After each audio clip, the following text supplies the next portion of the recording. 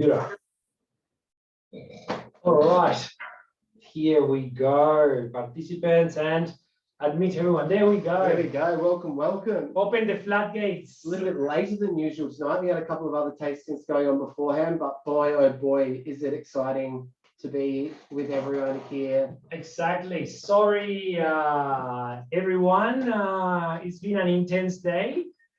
Let me just find you, John, to make you. Hope everyone got the code to the end, the Zoom link, I guess. Everyone got hope everyone's got their codes. Yeah, it was a long day. And what an exciting tasting. I guess this Thursday is normally always reserved for our Casa de Vinos whiskey tasting, but once in a blue moon, once or twice a year, we turn to the cane spirit over to rum, and it's always a super exciting one.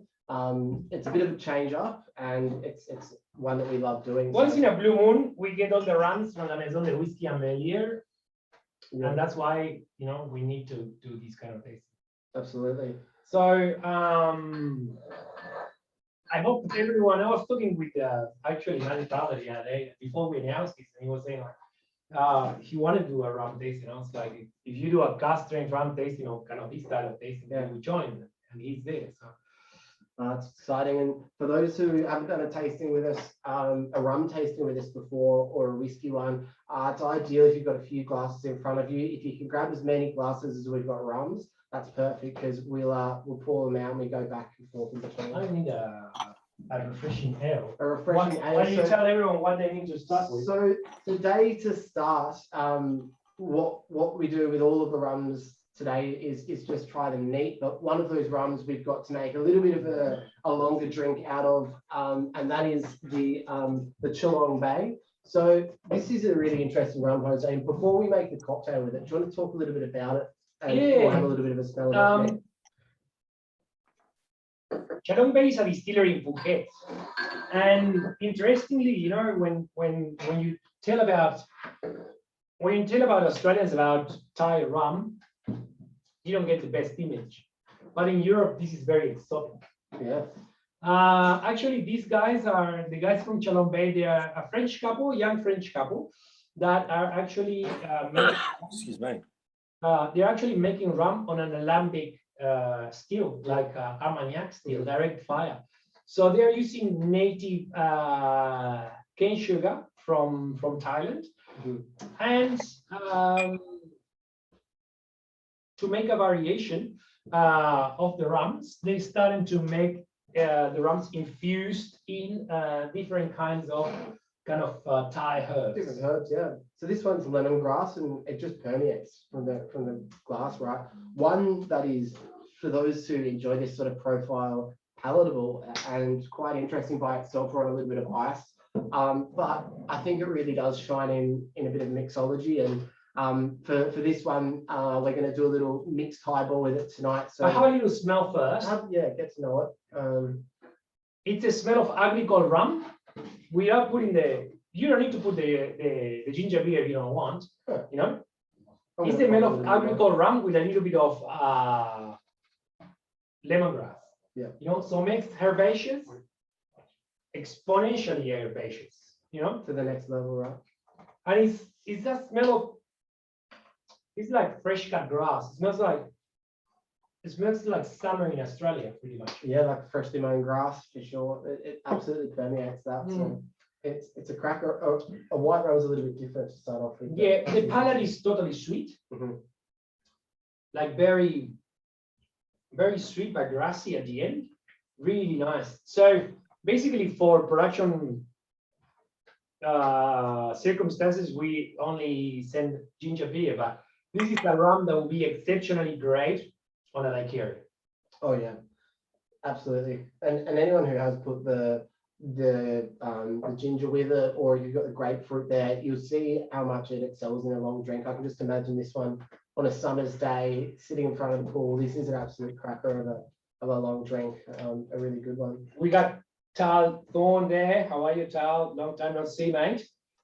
From Vivendum.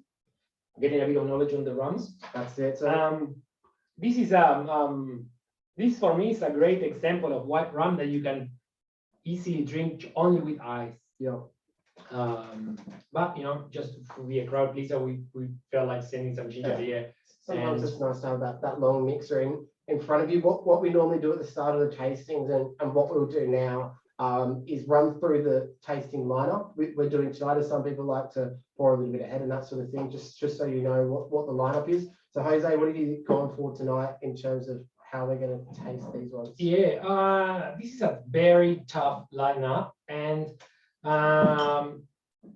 we're gonna taste today the Trinidad second, Guyana third, Biel Marigaland fourth, and then EMB Continental first, and EMB Fifth, last, sixth. So EMB Tropical Age sixth. So to summarize, we've just poured out the Chilong Bay. We're going to start next with the La Maison de Whiskey. The Transcontinental Rum line, Trinidad. Go on to the Guyana, then the Room BL, and finished with the 2MB EMBs. Firstly, the continental aging and finishing. The continental aging and finishing the tropical. Yeah. Can you guys just repeat that? You're going a bit quick. Sorry. Oh, good. Maybe Owen can put it there on the chat. The order. Yeah, that's a good idea. Thanks. How are you, James? Long time no see, brother. Oh, very well. Very well. Yes. Good to see that you're still alive and Living in the dungeon. Oh, wow. That is my studio. Yes. You got a mistress there, at least. I got a wife and a daughter. Yes, and a dog. Oh, that's even worse. Oh, Jesus, that would be. I feel sorry. Yeah. Well, okay. We all pray for you. I know. At least you got a window, yeah? You can look outside. I got some windows somewhere, yes. That's good. Yeah. Well, okay.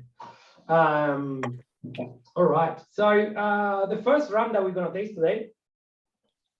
The La Maison de Whiskey Transcontinental Rum Line Trinidad. Yeah, Transcontinental Rum Line Trinidad from La Maison de Whiskey. Transcontinental Rum Line is a range that La Maison de Whiskey does for basically rums that have been aged part in the tropics and part in the Caribbean. So I'm going to change the camera here. You got a 2006 from Trinidad and Tobago, distilled in 2006, bottled in 2018. This rum is being aged for 7 years in the tropics and 5 years in Europe. And it's only a batch of 4 casks, bottled at 56.5%. Yeah. So with these ones with the range, they often won't stipulate the distillery on the front of the label as part of the of kind of the agreements and a few other things that go into it. Correct. You can kind of hypothesize with the way that rum distilleries go where it's going to be from. Well, basically in Trinidad, there's only one distillery left that operational, which is Angostura. Trinidad Distillers. Yeah, TDL, Trinidad Distillers Limited.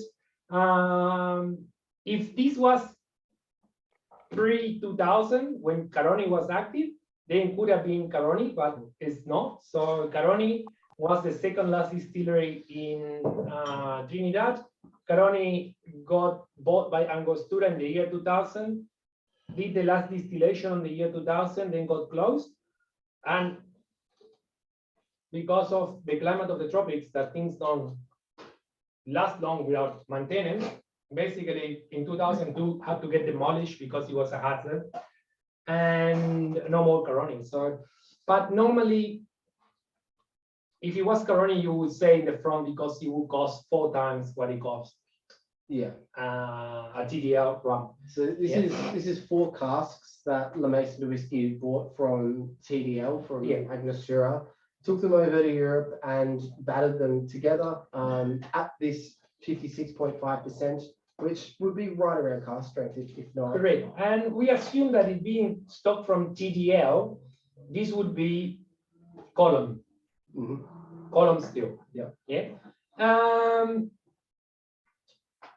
TDL produces everything from molasses. So this will be molasses rum, distilled on a column at gas strength. This is basically the epitome of what is Navy style rum, continental style, rich, kind of sweet, with a dry tart. Yeah. But on the nose, it's pure burnt sugar, panna cotta, and there's not a lot of esters. It's not like that funk. Lots of vanilla, and it's super, super delicate, welcoming on the nose, like desserts. And then on the palate, you get that sort of like almost burnt citrusy tart element. It kicks in with a peppery sort of finish. It's like chocolate, orange wedges dipped in chocolate, pretty much. You know, with that dryness of the chocolate. Slightly sort of peppery finish as well. It's a cracker, and Angostura as a distillery have some incredible rums. They're not probably as popular in Australia as other parts, but they've got a 3-year-old, a 5-year-old, a 7-year-old, which are like very popular, particularly in America. And their 5-year-old is probably one of their most delicious, but it's probably not as widely consumed, particularly in Australia. Also, Angostura is a commercial distillery, and you know, in rum, we know that adding sugar to rum is pretty a current thing, and we don't judge because the people that add sugar are actually the ones that invest on marketing. So, kind of, they're the ones that introduce people to the category. So it's hard to judge them to say they're doing the wrong thing, when they're the guys that are putting a lot of money behind growing the category. But these guys, Transcontinental Rum line, there's no sugar added here. That's why it tastes like it does. So it's pretty much as it comes. And it's actually delicious. It's dry, and this is the taste. We just drop everyone on the deep end straight away. Yeah. Gas strength, big flavor. And we don't really shy away from that tonight at all in the tasting. The ABVs really only get higher apart from a little dip for the RBL. And that's, I guess, what LMDW Mason Whiskey like to do, is showcase spirits as they come from the barrel, really highlighting the traditions from the area and the ecologies and everything. So this is a really good lineup for a rum tasting, because it's going to say, I've got a quick question. Does the bottle say what the angel share is? Because I know a lot of rum makers like to say. No, this one doesn't say how much with the rum, what's the angel share. Sometimes it does say, the Ocaronis used to say the angel share. Usually it's around, in the tropics, it's around 15% a year or more. And in Europe, it's around 2% to 4%. But these ones don't come like the Caronis used to come with like 64% angel share, and you know. Yeah, that's why I was curious, because you said this one was aged in Europe, right? 7 years in the tropics and 5 years in less than 5 years in Europe. Right. Yeah. So this, we don't know where this would have come. It could have come from one of the Dutch traders or the English traders. You know, the origin of the casks. You know, those are the biggest traders of rum in the world, basically. Yeah. Everyone lab proof, yes, like good start, yes, good, yeah, good. Yeah, can I ask, can you explain what they're trying to attempt, or what they're trying to achieve by doing part aging in the tropics and then in Europe? This is not trying to achieve anything. They basically buy on price. It's like they buy on availability. So this will be stock that be stored in Angostura for X amount of time. Angostura decides that because of their production schedule, they don't need X amount of barrels, and they offer it to a European trader. Because Angostura, the problem with rum in the tropics is that matures so fast. And I was talking with actually one of the directors of one of the Thai, what's the name of the big Thai, the guys that do Mekong. And they were saying they were having a big problem of overaged rum in Thailand, because you can't stop it in the tropics. In Europe, you can buy rum and store it in Scotland, in Antwerp, anywhere, and you can have it for 20 years if you want. It all increases in price, and the evaporation is very little. If you're storing rum in like the tropics, your rum is getting a lot of angel share, and if you don't need it because your sales are not that good, you might as well offer it to European traders because you're not going to use those barrels and they keep evaporating. Does that make sense? That's the way it's been done for hundreds of Yeah. years.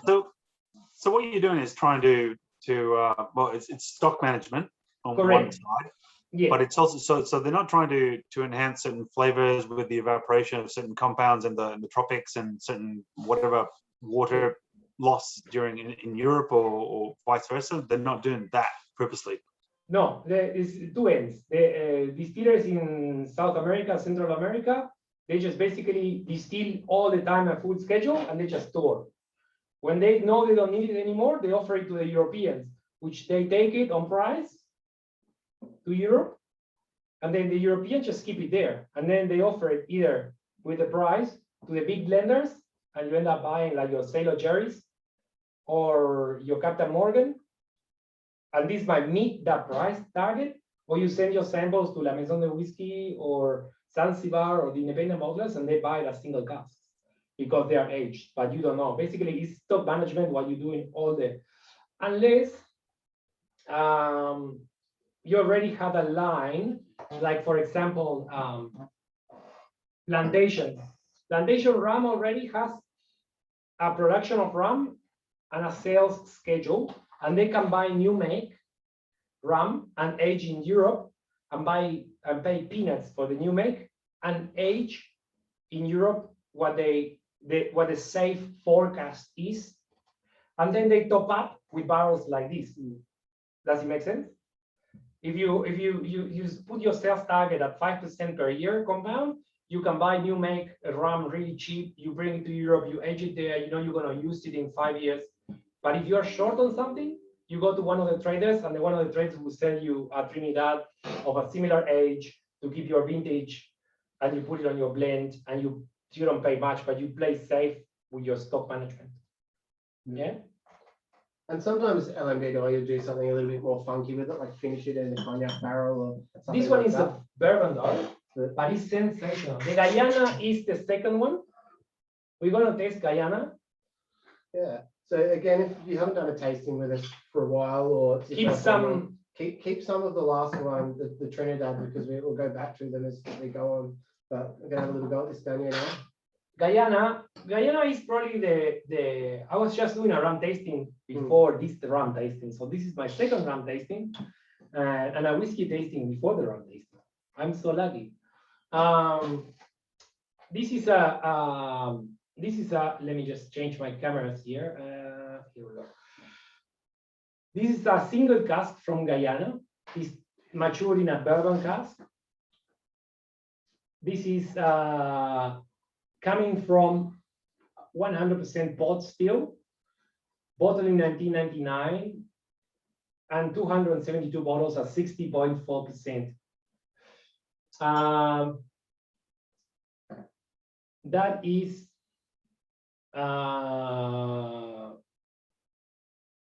ex-bourbon cask, esters 44 grams per liter, so very, very low. Sugar 0.3 grams per liter, so very, very, very dry. And what's interesting about this one as well is the very, very short amount of time that it's been in Ghana before going to Europe. So 1 month in Ghana and then straight over to Europe for 16.5 years.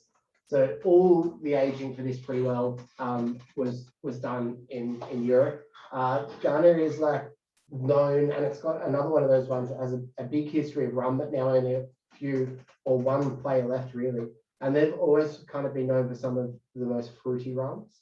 Yes, correct. Which is And quite desirable against, I guess, slightly more modern day rum connoisseurs now. This is I'm trying to find a photo of the still. That's Pomerant.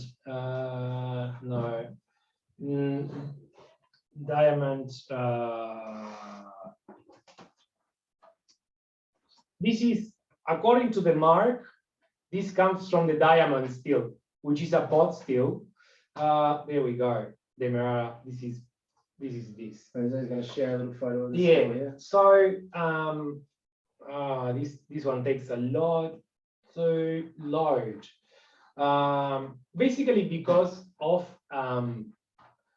the tropics climate. That's Pomerant. There we go. This is it's not diamond yet. Because of the tropics, That's it, right? no, diamond is there. So because of the tropics, the barrels get really round down in very short amount of time. So what the distillers used to do is put marks on the front to know, because rum distillers will have many stills in the distillery. So they used to put marks on the front of the barrels, so the way to recognize from which still within their facility the barrel was coming from. And the mark on this cask, I'm gonna change again, is MDK, and then it's the number of the barrel. So you see the MDK. MDK is a mark for the diamond still, which the diamond still is this still, right? Many, they still like many different kind of combinations of kind of wash that they used to do to distill, but the diamond still is a pot with double retort columns. There's several of these ones in the tropics. They are not so common though, but it's the famous stills in Jamaica. They are all pot with double retort. It's a French style of still. This one very normally. This one gets a coil inside. It's not jacketed. It's a coil of hot water inside. And how about your nose of this? How much more light and floral it is? So for lots of like light delicateness, maybe a little bit of spice on the nose, but the palate for me is super duper fruity. It's like pineapple gummies. Yeah. Being a bit of a fan of fruity whiskies at the moment, this is a sort of rum that I'm a massive fan of. It's really, really rich And big. big, yeah. But the fruitiness carries through for me. And like there's some like famous rums like Enmore from Guyana that Enmore is a wooden column, which produces more like the Trinidad kind of characteristic one. It's a lot more robust and big, and you know, just Enmore is, I love Enmore. It's one of my favorite stills. It's the only Enmore, and unfortunately we have had some Enmores in the past. At the moment, Enmore is the only working wooden coffee still left in the world. The other one was Caroni until it got shut. And Caroni was bigger than Enmore. So that's why Caroni is such a famous still. Let me just change. I would like to hear what, let's go back to, let's go to Owen. yes, Owen. Owen has not tasted many rums, but he knows a lot about rum. He's been studying these tasting. Been more excited for this one than I've seen him for the last few, I reckon. I'm excited to my office space is probably going to smell like rum for like the next week. This lovely sweet smell. It's fantastic. It's amazing that after 16 years in a cask, this thing isn't over oaked or hasn't picked up a lot of tannins. It's lovely and soft. My brain wants to jump across to whiskey because this is sort of my first, as I imagine quite a lot of people here, first foray into these high-end rums. And I compare it to almost like a dry pheno. I get a lot of menthol, a bit of herbiness, but a lot of notes in the chat saying anise flavors as well. I get a little bit of that licorice. And it's amazing to see all these distilleries sort of be the powerhouses they are, and some of them being giant distilleries, but the only ones left. We're going to be coming up. It's amazing to see that some of these hardware got built like almost a century ago. Yeah. Right. I don't know when this steel diamond got made, but it was easily. This is 250 years, I think. That's still, and it's still in use. I know that. No, 1950s. Oh, there you go. 1950s is what the diamond is. Yeah. But you know, The distillery's been going since then. that For one's those in the chat wondering in terms of what we're tasting, our first one, the cocktail, was rum number 0, and then it's 1, 2, 3, 4, 5 from there. Yeah. So we're Ed Trinidad thinking one. And this is a vanilla bomb. The Guyana is number 2. No, that number 1 is a vanilla bomb. Yeah, and you know what happens then is because number 2 is so strong that leaves number 1 only with vanilla left, right? But you still taste number 1, and the palate is salt, Dead on. pepper, and like it's like pretty much very concentrated stock. Or what's the sauce that you make? For Japanese, the Teriyaki sauce. no, the one for the chicken. Tare. Tare sauce. Yeah. It's like tare sauce. Bitter on the palate, but it's just so Yeah. vanilla-y on the nose. It's amazing how concentrated number 1 on the palate is. It's crazy. Might use a stick, or dusty cup or full of vinyl. Yes, cup or full of vinyl is a good call. Yes, absolutely.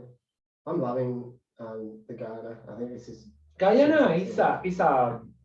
it's not an easy rum to like, and don't need to like it now straight away. And you will see what we move on when we go back, how the palate changes and everything. Right. So we're gonna move on now to the BL. BL is a distillery from Marigaland. This is very rare. This is a selection of 655 bottles around the world. This is a mix of 8 barrels, bottle of 45% exclusively for La Maison de Whiskey for their anniversary. And the difference between the first 2 rums that we tasted are made with molasses. Sorry, number 1, the Thai one, is made with juice. Number 2 and 3 are made with molasses. This is the agricole style made with juice also. But what is really rare here is that this is been aged for 17 years in the tropics. And made of juice. So this is like a very big variety in the world. So the LMDW a year or so ago, they bought 12 casks from BL, Marais Galante, and for their 10th anniversary, so as I was saying, they did a batching of about 8 of them. So it is an incredibly rare one, but it's one that hopefully we're going to see, and only the tiny amount, like Skerrick in the scheme of things, like LNDW are going to have a couple of iterations hopefully over the coming years from these guys. I got 6 bottles. Mm. Yeah, maybe 6. No. Maybe Owen knows how many, but he's the only one, and he cannot share how many because we give him another one. This one we use them for tastings and stuff, you know. So Owen's been doing a little bit of research about BL distillery and what this is so rare, and you know the history of these rums. So 10,000 people live on Marigalante from Guadalupe, I think, in the region. So tiny little island. So a little bit nerdy side of things. BL produces 300,000 liters of whiskey, of rum per year, which if you put that up against pretty much any other distillery globally, that's barely a scratch. That is less than 1,000 liters per day. Yeah, absolutely tiny. And we're going to be coming up to Muddy Musk Distillery soon, and they produce 12 million liters of rum per year. So we're going to be looking at super hard other ends of the spectrum there. So just take note of the color on this. Yeah. Because this is here at 45% ABV. This probably came out of the cask after 14 years in the tropics, somewhere around the 70 or so percent. I don't think there must have been any light coming through this bottle at cask strength. It's absolutely sensational. So a tiny distillery, tiny island, but super heavily craft approach to rum. Often using ex-bourbon barrels, doing most of it in the tropics. So we get that super duper full flavor, no messing around. And it's a La Maison pick. So it's consistently fantastic. You know, what do like you you read said, on the John, nose, Owen? What do you think? This has gone through massive amounts of changes. So I reckon if you guys give this even an hour in the glass, you're going to see probably about 7 or 8 different rums. Because I was walking around when I first opened it to John, I going, big banana hit or vanilla hit. And then I went back a week later to bottle some more, and I was like, this is like you've spilled petrol on the floor of a gas station and you're really enjoying the smell. You get all these weird different flavor profiles with this just because of that super heavy tropical aging process. You know what I got on this? Camembert and honey. Yes. Camembert and honey on a toast. It's like that sort of mushroom or mold, musty, but honey, sweet and savory, like crazy, like Yeah. or like Stilton and honey. That's sort of Nail on like, the head. It's that Pretty Brancio, crazy. like matched with that sort of like that deep umami floral Yeah. you kind of get from Camembert. It's bloody delicious. I'm a huge fan of this. I wanna hear someone else. Exquisite. Tal us as someone that's been working on the drinks industry for a long time. How are you, mate? Oh, guys, come on. You gotta. What are you reading about? I'm nervous. Yeah, that was it kind of reminded me of like it's got almost like Pedro Ximenez almost. That Yeah. I got lots of figs, honey, raisins, quite floral as well on the nose, I thought. Yeah. But Rums, very apple. complex. Yeah, very complex. Yeah, it's very interesting. It's like you get this with this you get the mix of sweet and really savory and almost out of date fruit. But actually out of date fruit that smells nice right now. It's do we get the apple in the school bag right now? Do you Yeah. get the apple in the Apple school in the bag? bottom of the school bag. Yeah. Absolutely. A little bit of desiccated coconut, perhaps. Yeah. What's Justin saying? Justin, I couldn't miss that one spot on with the PX. Yes, he has that sort of, he has the PX nose that you expect from a really reduced old PX. And then when you're gonna expect all that sweetness on the palate, it's just like bone dry. It's crazy, what rum makes you tricks your palate. For sure. If you've still got a little bit of the Guyana left, going back to that, it makes it like the husk of the fruit, like pineapple husk or watermelon husk. It's like I say, no, pineapple husk is 101. The Guyana now is like literally pineapple husk, a bit of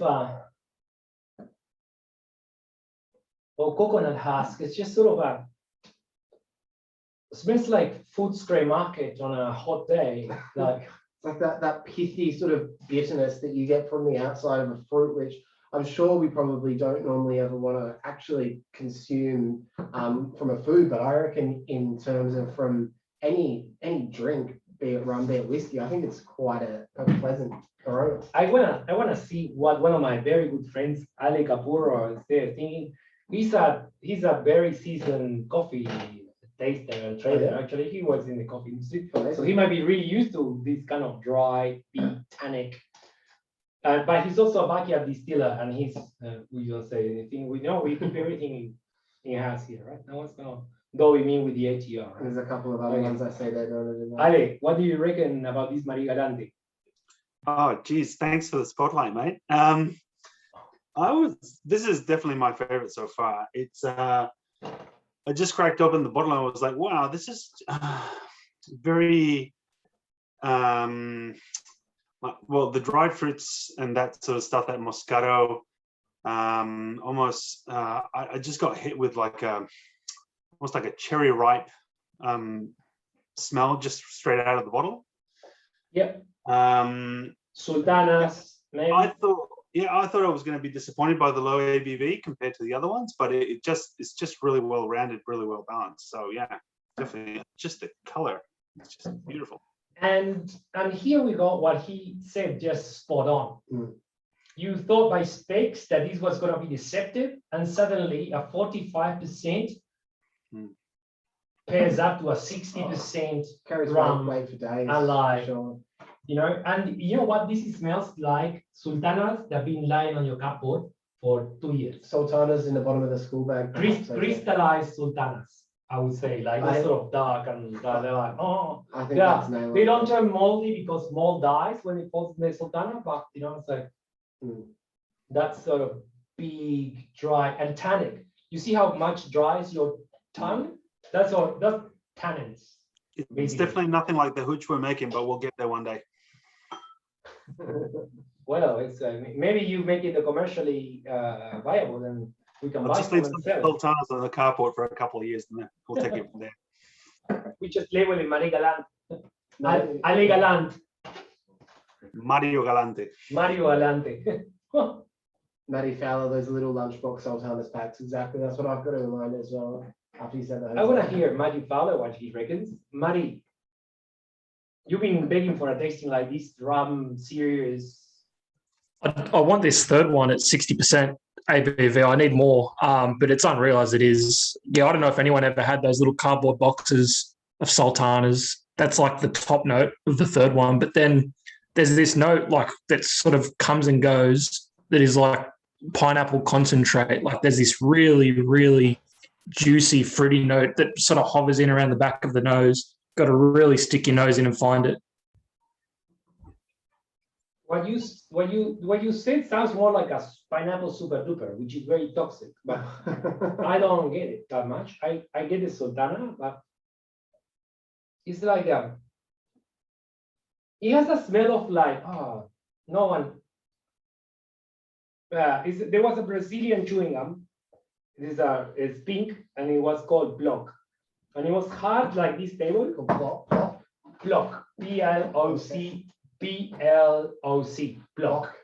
And it was like hard like this table, but it's like a mix of tutti frutti with like tropical fruit, and it kind of smells like that. It was like a point. There were no currency at that time. We like 0.0005 cents per chewing gum. Yeah. But it has like that sort of. It's like at that time when we were chewing, probably we never put it in your mouth anymore. You know. Do you think this, Just had some thoughts. it smells so much different than its taste? Loki, how are you? Long time no see, man. Man, I see you all the time. You just don't see me. Are you okay? It's not in my house, correct? just say yes. But do you think that's to do with it being watered down? Maybe like if it was cask strength, it would be more like the nose in the taste. I think if it was cask strength, it would be almost unpalatable because Oh, yeah? I tasted Caronings. They are like 20 years old, you know, like this age, and they are so tannic and so abrasive then they are not enjoyable. The nose is amazing, like crazy, but if you don't add water to these old rums from the tropics, the amount of tannin is so large that it becomes unpleasant. It's already tannic as it is. Yeah. If you drink it at 55% or even more, like some of the Caronings we have had in the past, they are like 60% alcohol for 20 years, maturing in the tropics, and they are like, like they are not fun to drink. They are amazing to smell, but they become just too abrasive, too dry. You know, so that's why it's more like a, let's say, it's more a decision to make it palatable. And Marie Galante is a legendary distillery, and LMDW got 12 casks recently. And who knows when are the other ones? And it's so amazing. Here's only one. This is a vatting by them of 8 of the casks. 8, yeah, And 8. so what I'm assuming they did when they bought these casks, and they'd be a lot bigger, is we wanted to do an exclusive for our 10th anniversary, right? Yeah. So they did this amazing vatting, and they brought it down to the 45% because that's kind of where it shows its best, right? And they would have done a little bit of picking between the casks to get something that is palatable at the moment. But once these start settling down a little bit more, we're probably going to get a couple of single casks, Transcontinental Rum line from them, perhaps. Could be, yeah. And maybe a couple of blends as well. We did have a single, remember? Owen, what was that? The cognac cask, finish or mature, that one? No, that was just like same as this, straight 14-year-old, but the Could have been one of the casks. yeah, it was a single cask. Yeah, I only had 69 bottles in a cask though. The angel share was so high. We 16, which makes sense with the amount of bottles for 8 casks. Yeah. So we got of the Marie Galante. If you guys missed the tasting that we did last time, we got one of 69 bottles of that cask, which was pretty crazy, right? We're very lucky to get one. That cask was bottled only for Singapore. As our friend Arthur is still on holidays, he's not able to join tonight, but you know that was pretty lucky getting that. Very lucky and amazing rum, and it's an incredible distillery. And and one that is just so great to showcase like this. It's amazing the difference between the three of them. Right now, the Trinidad still now has not much on the nose, but on the palate, it's all palate. It's just chocolate, dark chocolate. Yeah. The nose is like brioche, delicate sort of pastry croissant, but it's huge in the palate. Oh yeah, pastry, chocolate croissants. I must say this Guyana is still absolutely giving and giving. This is a cracker. So now we're gonna go to two technical rums. At this, to be honest, this might not be the most enjoyable tasting you ever done with these other two rums, but with tasting is very interesting from a rum geek point of view, right? These two casks that we're tasting now coming, they are same casks, same distillery, mature for 14 years. What happens when you mature for 14 years in the tropics and you mature for 14 years in Europe? These are very geeky, super geeky tasting, and no one gets to do this. Literally. Just because La Maison is provided for the geeks. That's it. And this is why you get these kind of packs. That is pretty crazy. Probably the sort of thing you won't be able to do again, but something that will pretty quickly articulate the difference between continental and tropical aging rum. So side by side, what is Money Mask Distillery? And we go to Owen to tell us a little bit more about Money Mask Distillery before we pour while we pour the continental aging 14-year-old Money Mask. 64.8%. So Money Musk, do a bit of a contrast for the whiskey drinkers. It's probably the rum equivalent of your Othrusk, your Linkwood, your Strathmill, like your high volume, often blend focused distillery. So like I mentioned earlier, they produce 12 million liters of alcohol per year, which is just insane. The distillery is owned actually partially, I think it's split three ways between Guyana, I think not Pernod Ricard, but the company that owns El Dorado, a couple of Guyana investors, and then a third is also owned by actually a company that the Jamaican government owns. So it's a partially nationalized distillery, pretty much designed to make rum as a commercial product to sell on to people. That you'll see quite a lot of Money Musk in Velier, who is this bottler we're going to take a look at. And yeah, they're out of Jamaica, pretty much the best region for rum in the world. The distillery itself is split between sort of two halves, a bit of an older half and a bit of a newer half that's mainly column stills. So they've got some old pot stills and some big new column stills.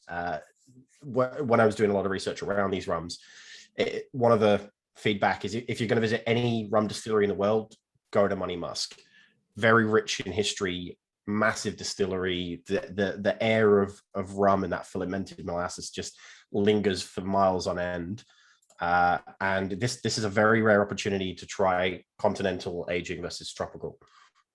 We talk about tropical being influential in barrels, but until you can see it side by side, sometimes you don't quite realize how heat and humidity actually affects the spirit.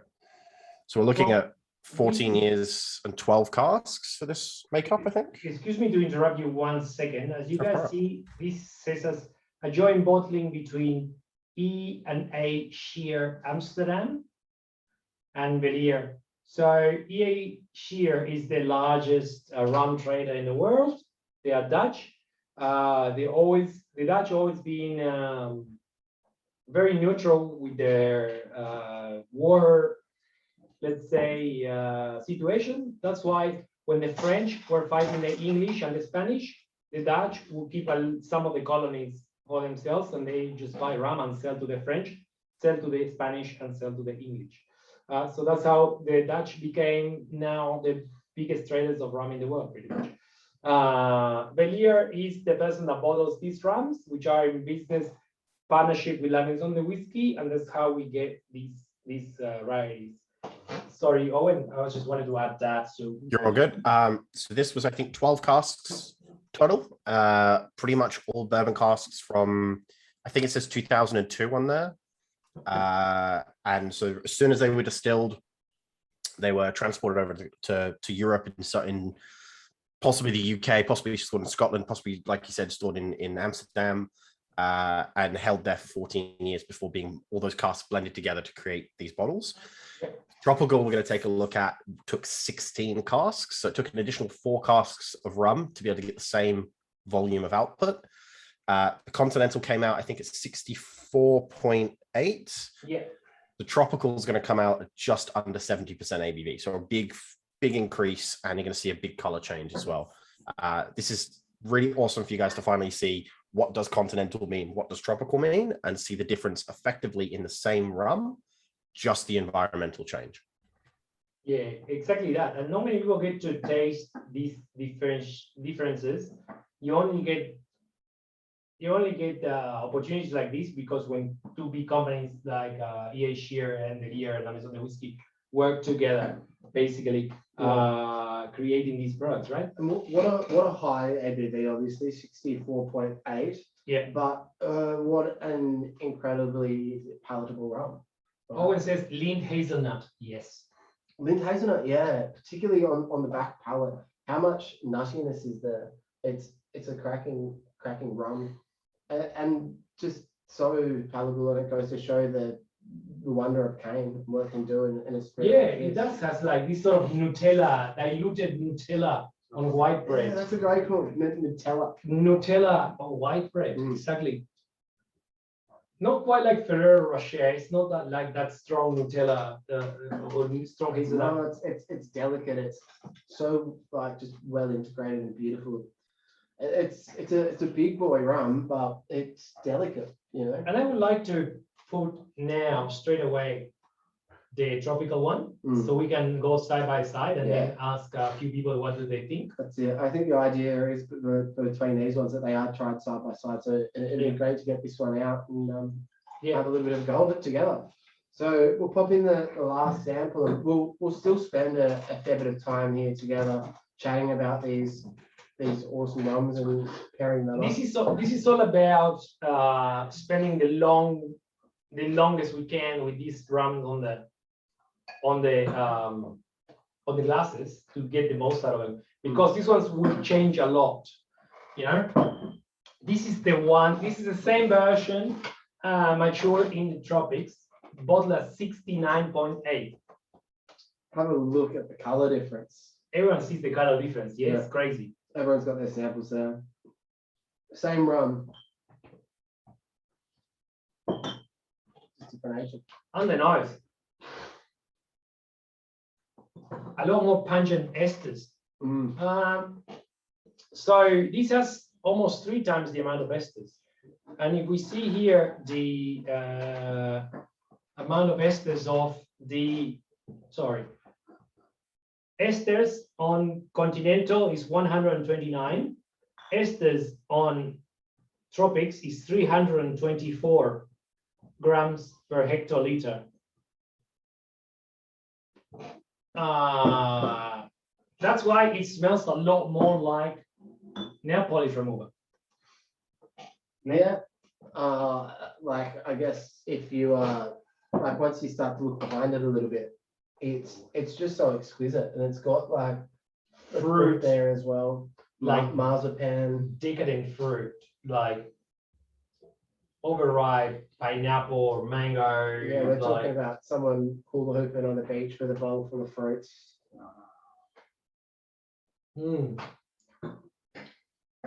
But the palate is menthol. Oof. It's viscous at the start, really viscous.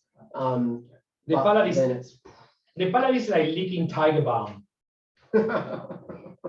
Yeah, 100%. That nail polish remover sort of. And I must say, what I said before, like, you know, from a consumer point of view, might not be the most pleasant experience, but from a technical point of view, lick tiger balm. You remember? No, I cannot answer that question because there's many people that probably see me for the first time. If it's not licking the tiger balm, it's smelling the Sharpie, right? The same sort of thing means the other. No, I cannot. Don't say it, Jose. Don't do this. Mate, Jose, that tastes like something me and Ali made. Yeah, no. Oh, I wish. No, I have not tasted yet to prove that. Eh? Come on. But you see from a technical point of view that the nose is very different to the palate, and the palate is very abrasive and strong. But you can now you can see this as rum concentrate. So when a distillery with a brand like Sailor Jerry's or your Cata Morgan or your whatever rum you want to call it, just a brand in the world, needs to buy rum flavor rum, they buy maybe 10 barrels of this and then 100 barrels of something just average that they pay not much. But this is basically the stock cube you put on a very big vatting, right? The vanilla essence of rum. The vanilla essence of rum. This will flavor a massive blend with only a very, very tiny bit. It will give you like, even if you put, unfortunately we don't have, fortunately we don't have like kind of cheapish rums today, commercial stuff, but you can see that in the scheme of production of rum, commercial rum, there's that part that is bought on price to keep the product consistent and the price consistent. And then the rum blenders rely on distilleries mainly in Jamaica, which would be Hamden, Monimas, Worthy Park, to get flavor bombs. Yeah. And a few barrels would give a massive amount of flavor to the whole batching. Yeah. And this is what you're tasting today, is the stock concentrate of rum. I must say as well, with these last two have just livened up the BL. It's taken it from being slightly stale raisins to now like the freshest or almost just like driedish grapes. So I think that the BL now has been elevated a fair bit by these last two as well. I want to hear someone else. Who do you reckon we get now? Because I want to jump in here. I want to hear from Dave because I saw him with the eyedropper just then, and I really want to know how this one reacts with the water. Yeah, so the last one is almost undrinkable. The nose is terrific, but this, so that's why I did water. I would very, very rarely add water, but to be honest, Jose, I don't think the last one is, and that's the point, isn't it? Because the first one is nice to drink, and obviously very different nose, and the nose on the last one is great, but you need to add water, seriously, because it's great to try it without water, but you wouldn't drink it as a dram on a regular basis without water. I added too much actually, but I only poured half of my bottle so I can go back again. I think the water brings out a lot more that rum and esteric smell. Yeah. Like becomes really prominent, all the nail polish, a Sharpie or permanent marker. Even just one or two drops, and it goes in waves, right? I think that we can all probably sort of see how viscous it is at the start with the fruit showing, and then it starts to graduate into that menthol, that esteriness. I don't need to be shy. I'm going to add a little bit of water to make it. I was just going to say though, John, that you're absolutely right about the Velier, because you go back to that after those last two, and it elevates it. Amazing. It is completely the standout rum for me tonight. I knew it would be. Yeah, I think it's a cracker. And the conversation about this tropical being very hot and very heavy is a great example why we store, if you want to hit your rums at 20 to 30 years of age, why you send them into a tropical setting. Because you can imagine maybe another 3 or 4 years on these types of casks, it would be, that nail polish would be the only thing you're tasting. We see a pretty substantial amount of money musk available in Europe, anywhere from 20 to 30 years old, and it's just absolutely fantastic. It's this continental, almost doubled in age and complexity and flavor. But a good scientific point of why tropical tends to be peaking around about 15 years, and anything longer is probably looking at a plank of wood or some acetone. Yeah, I did taste it Samaroli Monimas, 1946, I think it is. I'm trying to find the photo in Japan. Hang on. So historically, all the Italian importers used to bottle a lot of Caribbean rum historically. Let me see if I can find this. This was absolutely sensational. It's a very famous bottle. I'm trying to find it on my photos. It's a Moon Imports. I think it's 1945 or 1946 Money Mask. No, here it is. Hang on. I was with him. No, it's not with him. It wasn't that man who gave it to me. Not with her. Oh, of course. Sorry. No, just joking. Here it is. 1949 Money Mask. This is a very famous change here.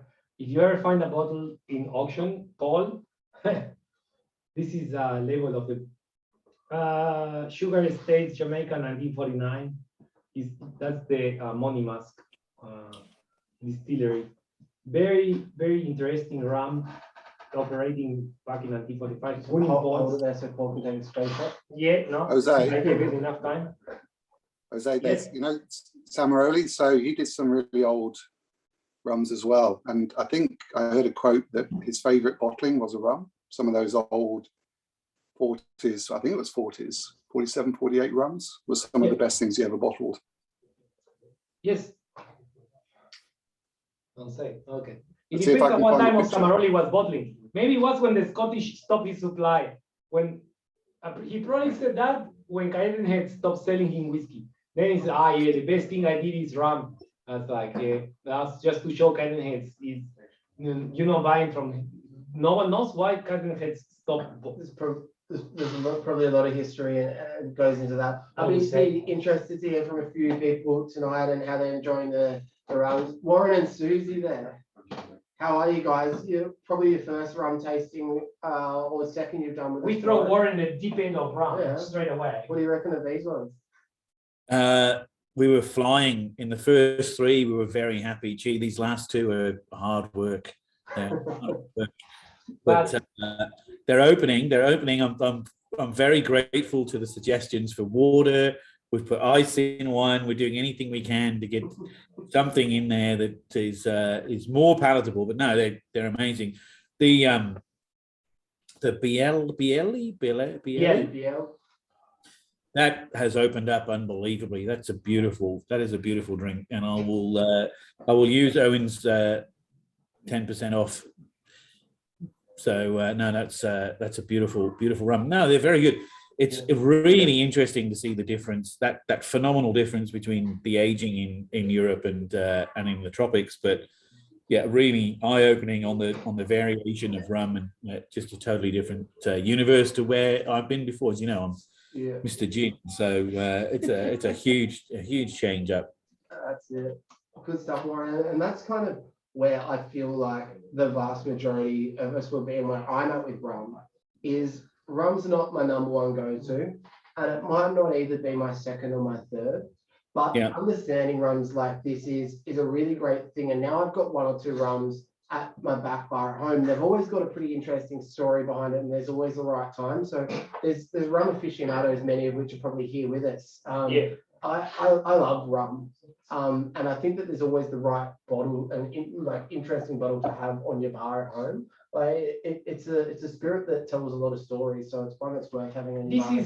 And actually, I'm being honest with this, and hopefully I don't sound what do you say, snobby or cocky or anything, but arrogant, exactly. Dickhead. If you don't like these two rums, it's okay, but you need to understand first why you don't like them, and then you need to understand that what you're not liking is the flavor. But if you understand the difference, that is the message.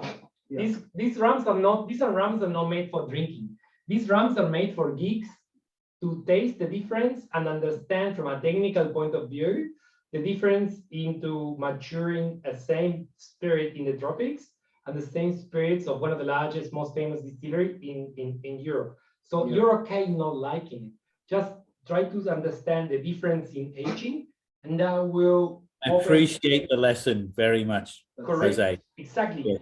It's these products, as we said, how many bottles would be? Maybe Owen knows. Owen, do you know how many bottles are of this each? They made quite a few because it's 12 it's 12 to 16 casks of an average of 300 bottles a cask, I think. Yeah, 12 and 8. No, 10, 4, 12 and 16. 12 and 16 casks. There will be like 2,000 bottles in the world, maybe. And I'm gonna just share the screen a little bit. Velier is the crazy, Luca Gargano is a crazy man. There's another Jamaican distillery called Long Pond. Long Pond makes some of the craziest rums with esters. So let me just put the mouse. Good to and if see we can. you've got added your times from earlier as well. Yeah, let me see if we can, no, let's not sign in. Let's get in here. I can't see, no, we can't see how many, the amount of esters on Long Pond. Yes, you can see here, right? Draw this, maybe like this. You see down here, 2,000, and here it says 3,000. Jeepers creepers. So what we are tasting on the money mask is 300. Velier made also this tasting set for you to understand, or the consumer to understand technically what are the rums for blending, that they are never commercially available. These are rums that are just for rum production, that you buy 1 barrel, 2 barrels, and flavor some whole massive blend, if that makes sense. On the craziness, that is like, it's almost, it will be just made nail polish pretty much. Yeah. But on a rum point of view, with a fermentation method that you never get to see. But the geeks would just, that's something that you have on your house only, and you show to your mate that doesn't know rum, and that day you show him a rum masterclass. The highest end of the spectrum. Yeah, and you open his eyes and you go like, oh, this is the world of rum. What you normally buying on your Dan Murphy's or your Liquor Lion, it's like the commercial side, and this is how it's made. Yeah. If that makes sense. Yeah, no, absolutely. Shannon, how are you there, my man? It's good to see you sitting up and enjoying these rums. What have you thought about these ones tonight?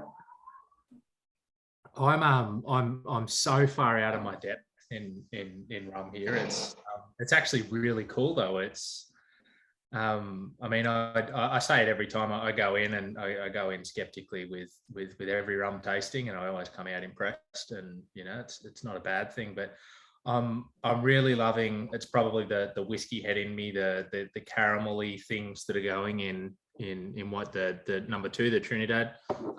That's kind of really appealed to me. I'm also, you know, really enjoying the geeky side of the last 2 as well. You know, I'm a bit of a glutton for punishment, and so that's fun. But just, you know, cracking whiskey, and yes, I'm back home and I'm able to sit in a chair again. And yeah, for those that don't know, I had surgery last week, and I'm kicking ass. So yeah, it's good to be back on the tasting. This is something that we don't normally get to do so often. So we still kind of getting people to learn about rums. And in the new shop, we will increase these rum We have tasting. lots of rums, yeah. We will have lots of, we got a massive amount of rum coming from Mario, from the Nectar, which are like, it's not as geek as these. They all come from the same origin anyway.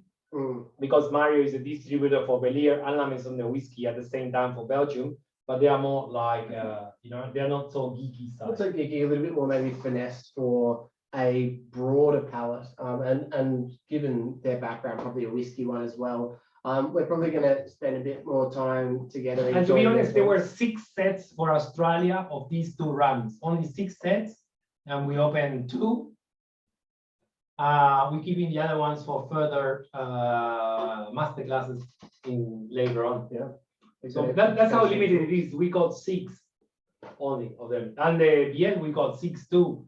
Out of that, we opened 2. We're keeping the rest ones for the new store and everything, you know. So it's pretty stunning stuff. Yeah. Yeah, awesome. I want to hear other people. Who else we can? Dom. Do you use your blender's glass? Yeah, I have. What I've a used- mistake. Yeah, well, with the benefit of hindsight, I mean, I'm addicted to these glasses, so I felt like I had to, but this is a full-on nasal assault, right?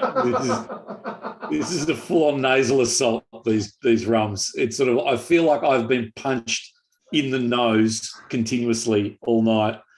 You know, very hard for a nosegasm when you've just been punched that hard, right? So you know, that hasn't happened to me for a long time in my trip in South America, mate. That's really yeah, no, yeah. Joking, sorry.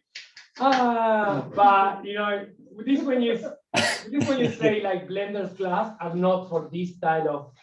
No. You know, with the benefit of hindsight, although I must say, for the first three, Jose, it was no problem. For the first three, I found the blenders glasses actually to be really enjoyable. It's the last two. It's the last two that, like, this is, as you rightly say, I think this is an exercise for geeks to get off on. To be honest, and now I say to everyone, try to bring down comparatively your rum to 45% and add maybe for whatever volume you have there, add 20% of water. And you will get a bit of lush or lush. You see lush. Lush is probably more correct. Lush. I got lush on mine. You see it's a bit cloudy. Yeah. And add a bit of 20% of water. And you see that it becomes a lot more gentle and you can start to pick the brand of nail polish. Yeah.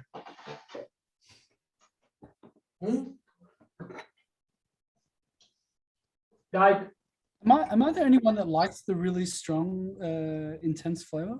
Like, I'm completely with you. Yeah. I like real.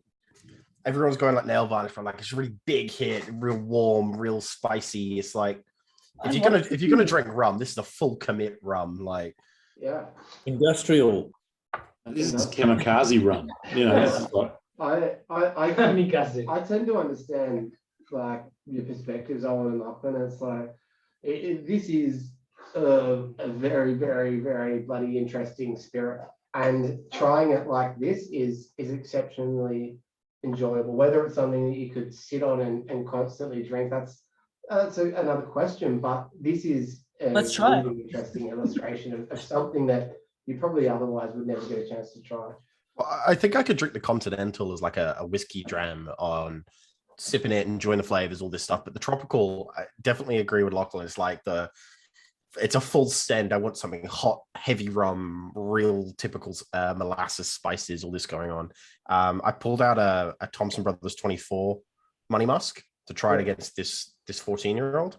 And they brought the ABV down as well, I think, to just over 50.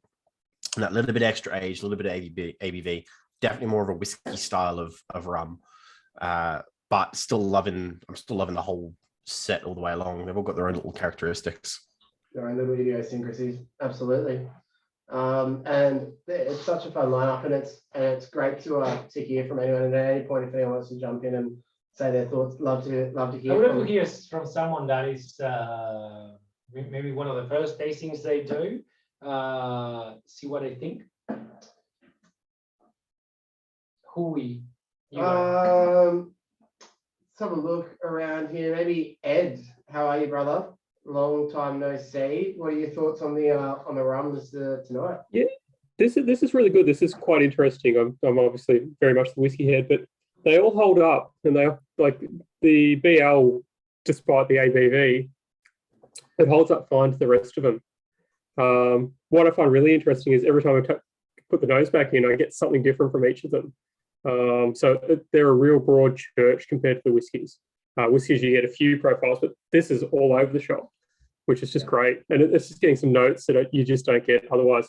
And top marks to the cocktail too. That's probably the best cocktail that I've had from the tasting so far. Like we just keep going back to that. That's really enjoyable. It's bloody refreshing, isn't it? It's transporting me to somewhere that I'm going to be able to go post this lockdown.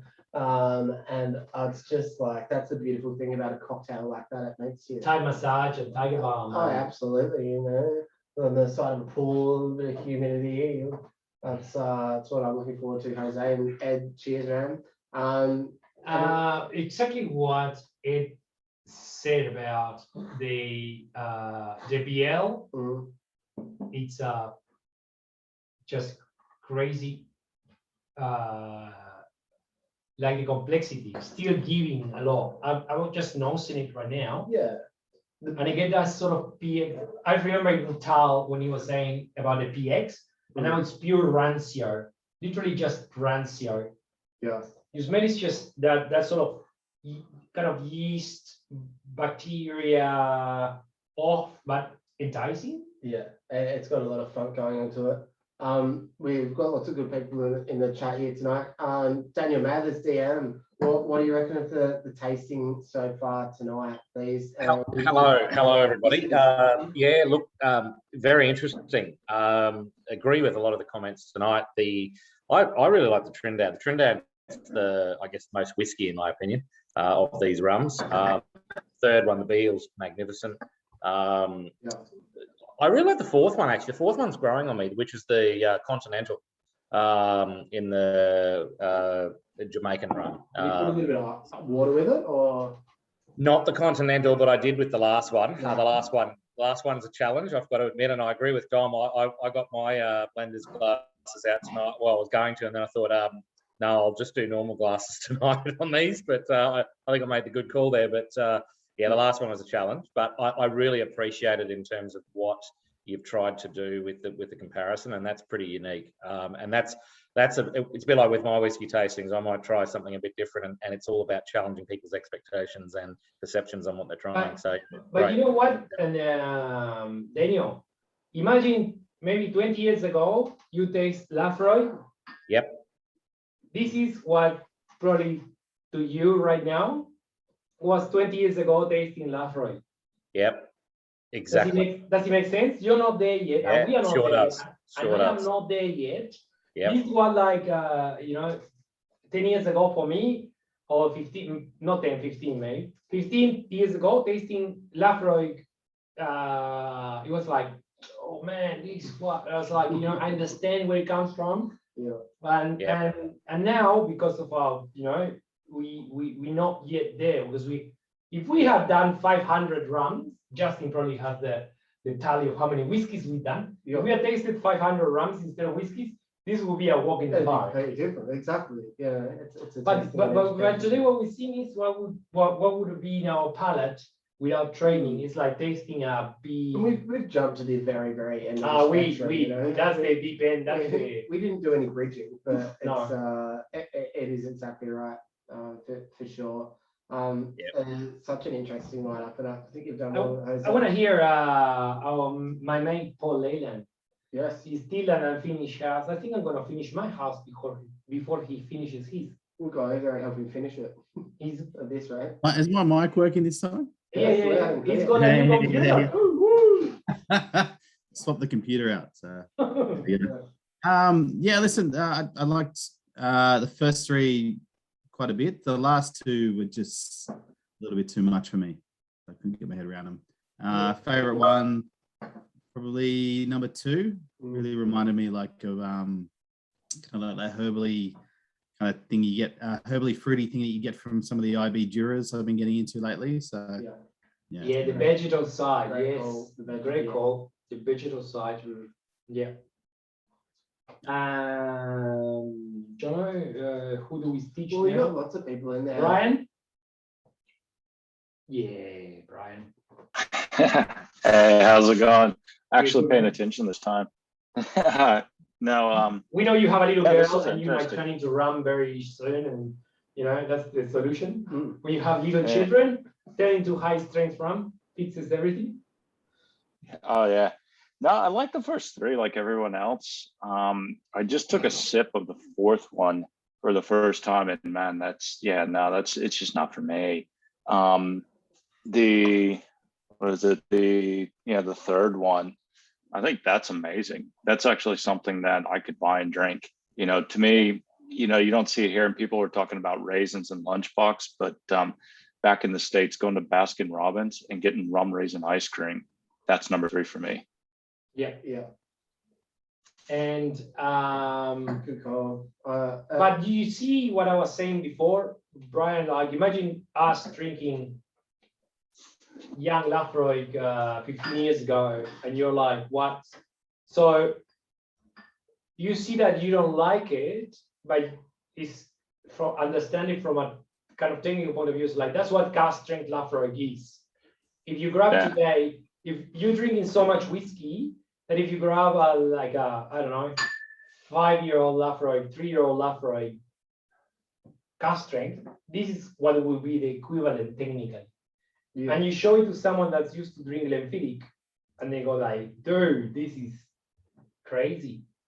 Yeah. But we're tasting like that level, but we have not done the work yet to this scale. Yeah. Well, I'm throwing everyone on the deep end. Yeah, so let's do it. Let's get into it, because I think just rums are so awesome and an amazing world, and we've got the space and everything with the new shop. I propose this. I put one set of these aside for 2 years, and we do a few more rum tastings in the next 2 years, and I bring them out again, and then we see how challenged we are. Or then we go, oh yeah, wow, that's complex and that's nice and that's easy. And so like, if you have not, it's like if the person has been drinking, you know, white wine all his life, and you throw them into, I don't know, a Petit Verdot from Barossa, like Tannic Ass, or like a Jerif from Rutherglen, and they go like, man, this is so bitter and dry. It's a whole other and they don't understand it. Yeah.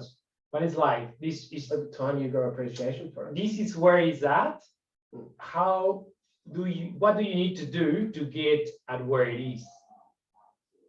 If that makes sense. Absolutely. Let's do it. Let's pop to a side, and then a couple of years time we'll do a tasting. We'll be able to do it in the store. In terms of them, we'll keep on chatting about these ones tonight. Unfortunately, for the most part, I don't really know if there is any available to say with any of these. But one thing we do have coming up next week, which will be super fun, and if you're outside of you know, a pickup range, we'll be able to express post you a pack out if you want to be involved if you haven't got one already. And that's our homage to Bay Street tasting next Thursday. So of course, as you might know, Jose's had a store here for 11 years, and now we're relocating to Coventry Street. Yeah. And we're doing a little tasting, celebrating the time here. So we've got 5 whiskeys actually, and one cognac. Yeah. So a fun little tasting, pretty affordable, and another good one for us in quarantine. So we are tasting some of the distilleries, some of the bottlers that people know us for, and the people that support us for a long time, and the things that we love.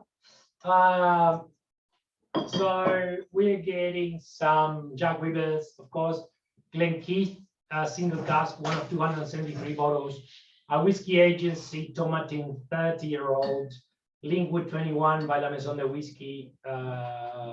This is sensational, right? Of course, Springbank, 17-year-old, would not be a Casa de Vinos tasting without Springbank. That's right. Remy Landier cognac.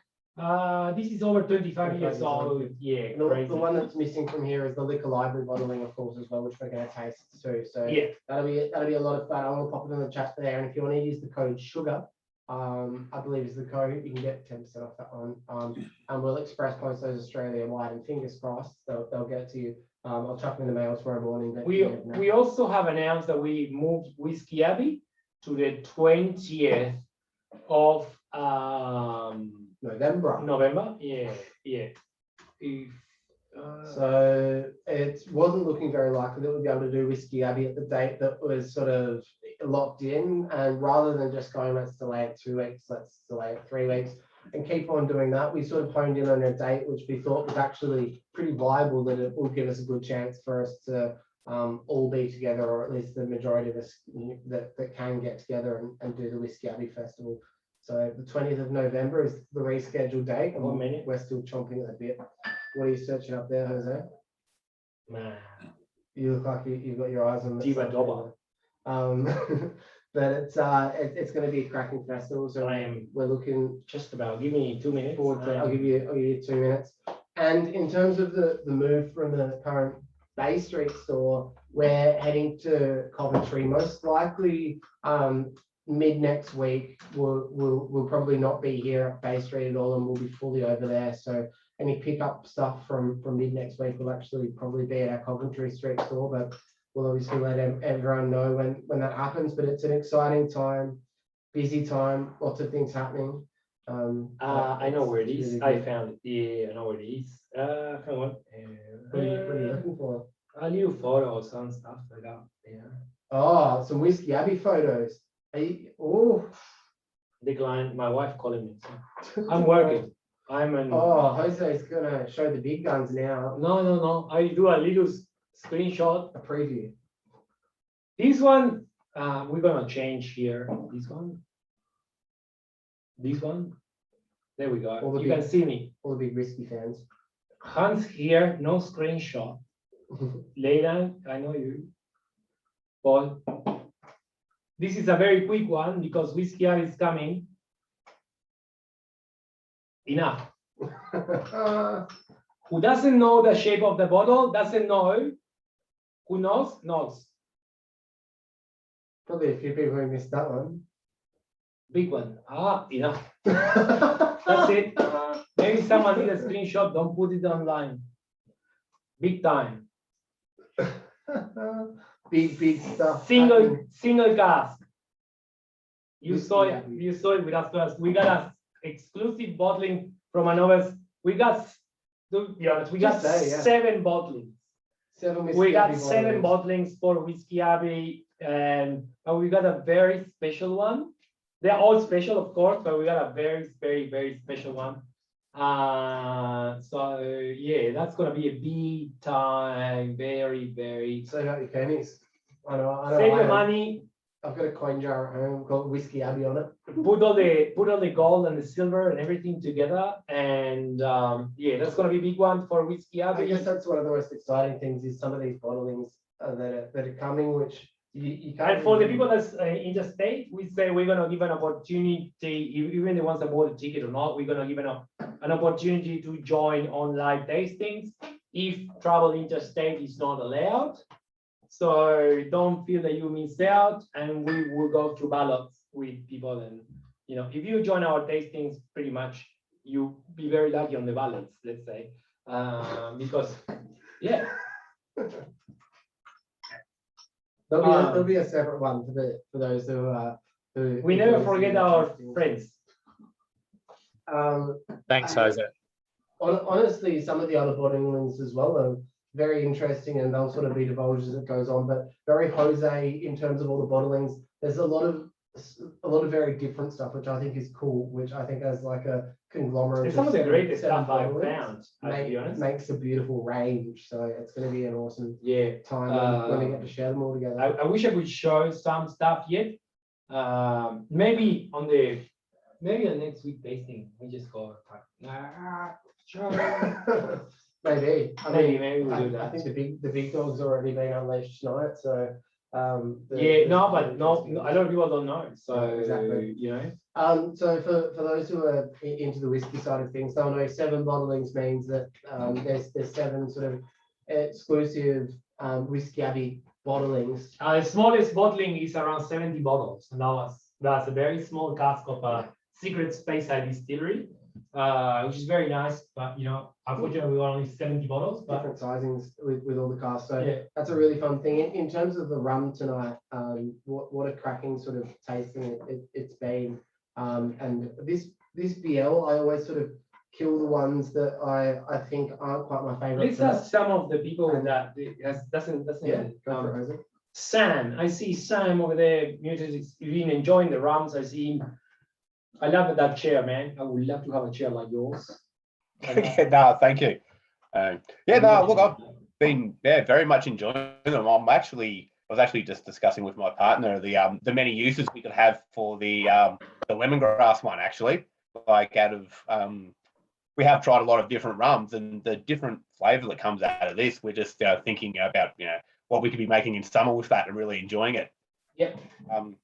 It's been a good varied amount. So yeah, I've really enjoyed it.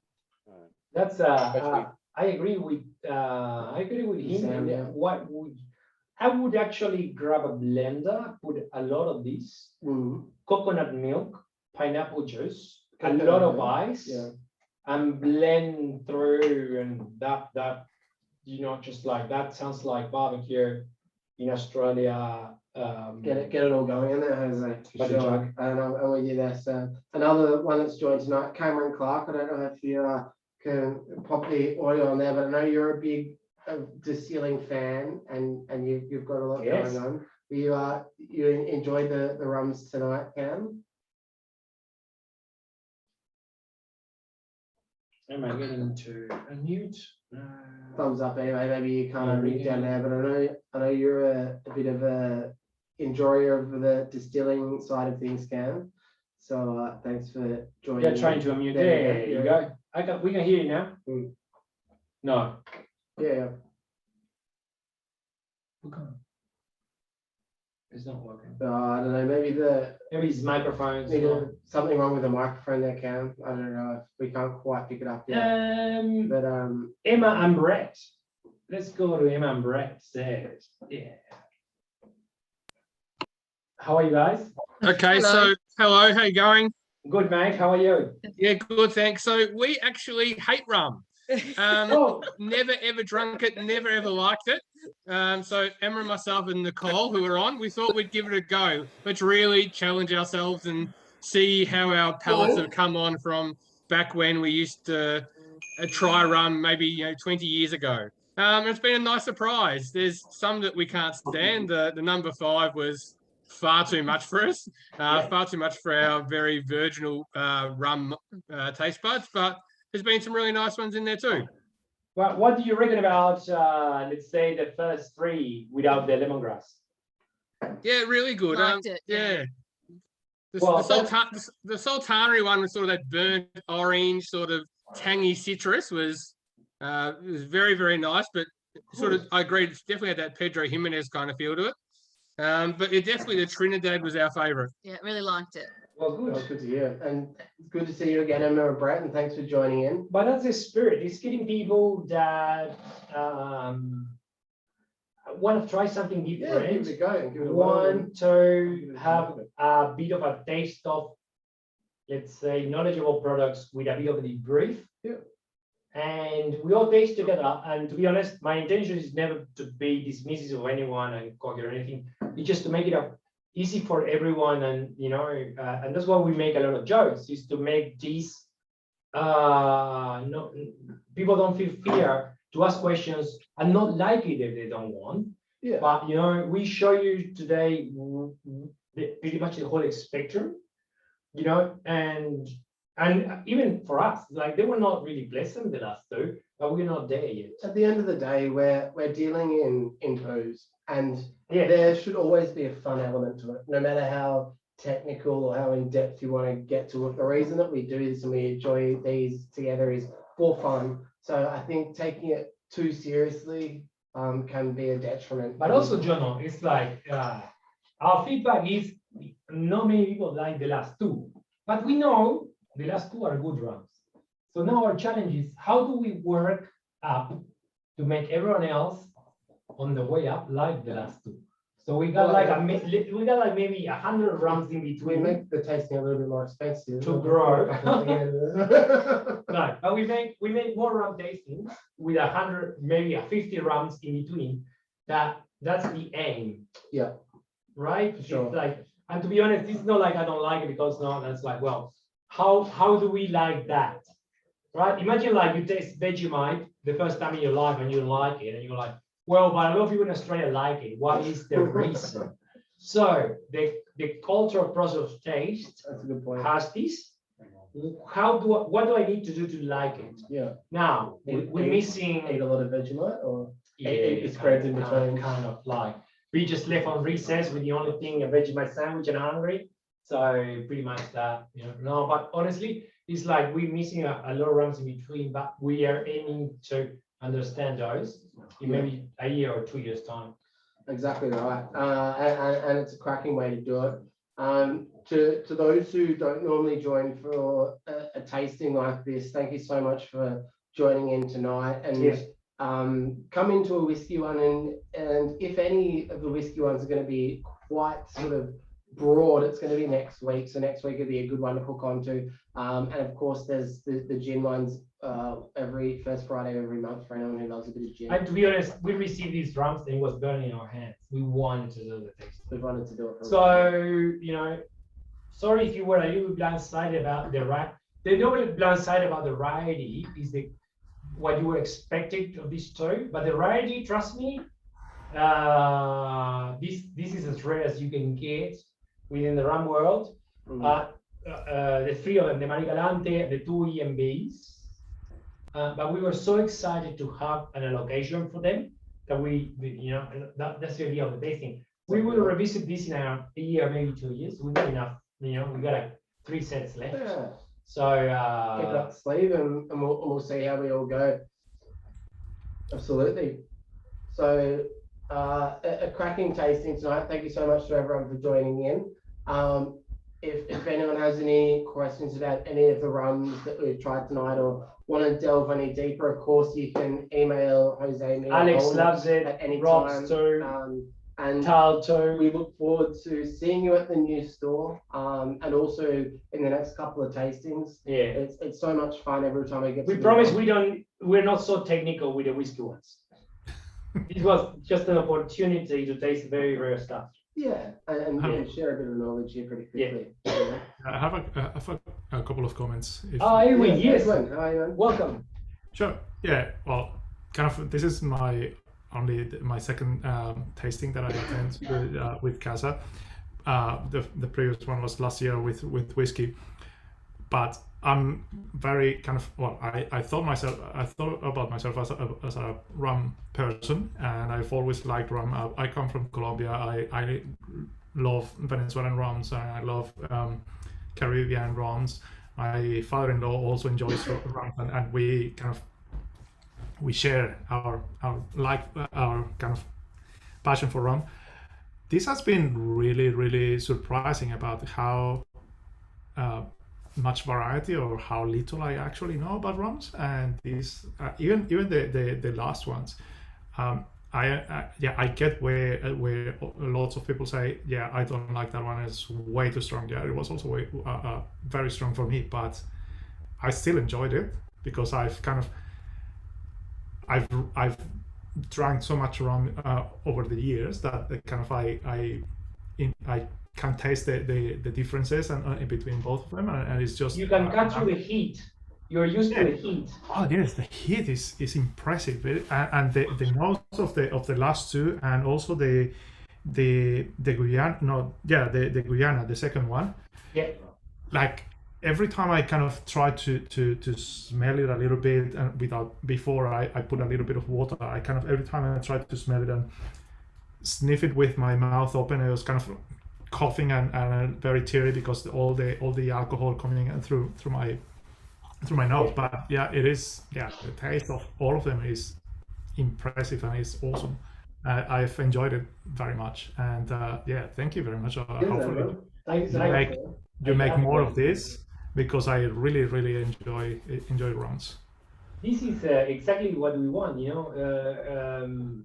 The thing is that the rum that we tasted, excuse me the expression, but they are unprostituted rums.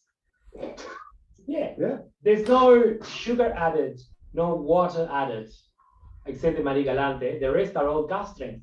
This is what you buy as a buyer from the barrel, and from what you're tasting today is what the commercial products come out. Yeah. You know, so it's great to hear from someone that's tasted a lot of rum and drunk a lot on its life to say it's like, wow, the flavor. And I find that, Edwin, you probably can correlate to all the flavors that you tasted in your life. You go like, wow, yes, this is what I kind of see.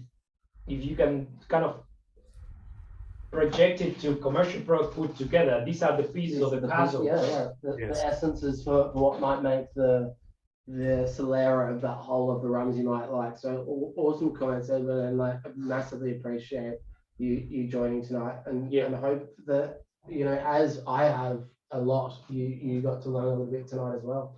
So awesome. Thank you. I'm sure we could keep on going on all night as well like this, but Got to think of curfews and that sort of thing as Yeah. well where we are. So I'll probably call it from my end, Jose. Let's call it. But thank you so much again for Thank you for joining, everyone, and it's been a great night. Thank you, Warren, Tal, Matthew, Owen, Edwin, Daniel, Nicole, Maddie, Sam, Dan, See you next week. Nicole, thank Suze, you. Ed, Suze, James, thank you so Rob, much, Suze. Paul, Sean, Cheers, guys. Emma, Brad, Katie, Mirko, Carl, Anthony, and Adam. Have a Thank you, good guys. night. So good to see you all. See you next week, boot camp crew. Okay, guys. See you next week. So-